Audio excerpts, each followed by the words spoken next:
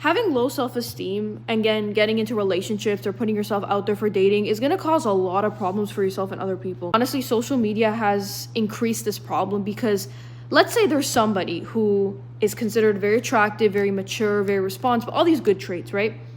People are going to automatically associate them with being picky, with being arrogant, and they're going to try to avoid them a lot of the time. Especially people who have low self-esteem, they're going to feel like they're not good enough for them. And this is the problem why it seems as though some people, quote unquote, settle. Some people go after people that, quote unquote, they don't deserve. And all this mess of deserving this, deserving that is because I think people are confused with how they see themselves and they don't have an accurate view of themselves. So they either think that they deserve more than they do or less than they do.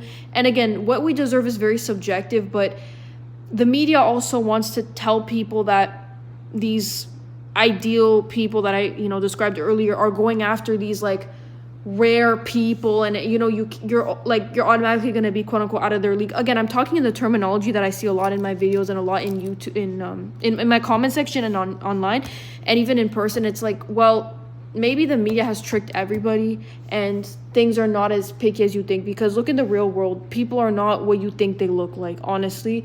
And the thing that they're tricking people into thinking women and men have to look like this to be in these good relationships is a load of BS, because who really looks like that? Filters, surgery, makeup, steroids, they do the job they're supposed to, and honestly, and not in a good way. So what I'm trying to say is be very careful when it comes to comparing yourself to people or trying to analyze what you deserve or what other people deserve in terms of how you are, and don't be quick to like assume what other people want, because you might think a certain way of others and then they might prove you wrong, like I've been saying in a lot of these videos. So yeah.